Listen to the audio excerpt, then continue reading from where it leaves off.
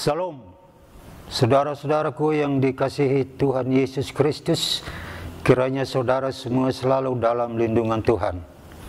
Senang sekali rasanya dapat berjumpa saudara hari ini dalam acara santapan rohani Hosana bersama saya Penatua Julius Dami.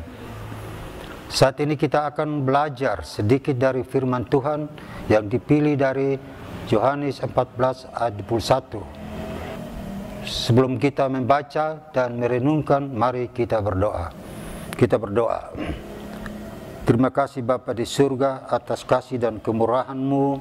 Engkau berkenan menghadirkan kami semua yang hadir saat ini untuk mendengar kebenaran firman-Mu. Tetapi siapakah kami Tuhan? Kami manusia penuh dengan dosa dan kecemaran. Karena itu kami mohon ampuni kami agar kami layak mendengar kebenaran firman-Mu ini. Inilah doa harapan kami Bapa. Ampuni dosa dan salah kami. Dalam nama Yesus kami berdoa. Amin. Beginilah bunyi firman Allah yang terambil dari Yohanes 14 ayat 21. Barang siapa memegang perintahku dan melakukannya, dialah yang mengasihi aku. Dan barang siapa mengasihi aku, ia akan dikasihi oleh Bapakku, dan aku pun akan mengasihi dia dan akan menyatakan diriku kepadanya. Demikianlah bunyi dari firman Tuhan. Bapak Ibu, saudara-saudara yang dikasihi Tuhan Yesus, biasanya dalam suatu perkara di pengadilan, hakim membutuhkan dua alat bukti, yaitu barang bukti dan saksi.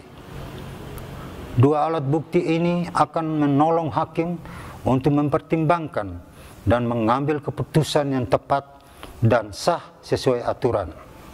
Bapak Ibu saudara-saudara yang dikasihi oleh Tuhan Yesus, Alkitab menuliskan bahwa rangkuman dari seluruh isi hukum Taurat adalah kasih terhadap Allah dan kasih terhadap sesama. Kasih bukan sekedar ucapan atau hafalan yang keluar dari mulut, tetapi harus dibuktikan. Bukti mengasihi Tuhan adalah hubungan yang akrab dengan Tuhan. Selain itu, bukti seseorang mengasihi Tuhan adalah ketaatannya dalam menjalankan kehendak Tuhan. Sebab bukan setiap orang yang berseru Tuhan akan masuk surga, melainkan yang melakukan kehendak Tuhan. Bapak Ibu saudara-saudara yang dikasihi Tuhan, menjadi orang yang taat bukan perkara mudah, karena ada harga yang harus dibayar. Dan ternyata hanya sedikit orang Kristen yang mau membayar harga. Kebanyakan dari kita memilih untuk menuruti kedagingan, memilih kesenangan duniawi, padahal kesenangan dunia tidak menjamin keselamatan. Bukti lain kita mengasihi Tuhan adalah mengasihi sesama manusia seperti diri kita sendiri. Jika seseorang menyatakan bahwa ia mengasihi Tuhan, tapi ia benci seseorang atau saudaranya, maka orang ini adalah seorang pendusta. Mengapa? Sebab saudara yang dilihat dekat dan dilihat dengan mata saja dibencinya, apalagi Tuhan yang tidak terlihat. Jadi selama kita masih mencintai dunia dan masih menyimpan kebencian, sakit hati, amarah, dendam terhadap seseorang atau saudaranya, adalah mustahil bagi kita mengasihi Tuhan dengan segenap hati. Bapak Ibu saudara-saudaraku, orang yang mengasihi dengan segenap hati, ia akan dijaga dan dipelihara Tuhan seperti biji matanya sendiri. Bahkan lebih dari itu, setiap kita yang taat melakukan firman Tuhan, pasti Tuhan akan mendatangkan berkat-Nya. Tuhan Yesus memberkati kita semua. Amin. Mari kita amini firman ini dengan doa. Kita berdoa. Bapa di surga, Bapa yang kami sembah di dalam anak-Mu Yesus Kristus, Tuhan dan Juru Selamat kami.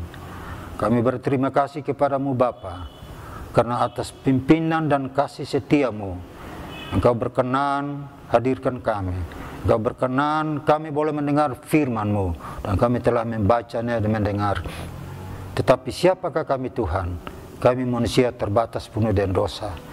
Karena itu Bapa kami mohon dengan rendah hati, Tuhan ampuni kami, sucikan dan layakan kami, agar firman ini jangan hanya kami dengar, tetapi kami boleh melakukan dan menikmati serta menghayatinya dalam kehidupan kami hari lepas hari. Inilah doa, inilah harapan kami Tuhan. Ampuni semua dosa pelanggaran kami. Hanya di dalam nama Yesus kami berdoa. Amin. Kekasih-kekasih Tuhan, demikianlah renungan singkat untuk kita saat ini. Semoga setiap kita diberkati melalui firman Tuhan saat ini. Sampai jumpa lagi dalam kesempatan berikutnya. Tuhan Yesus memberkati kita semua. Shalom.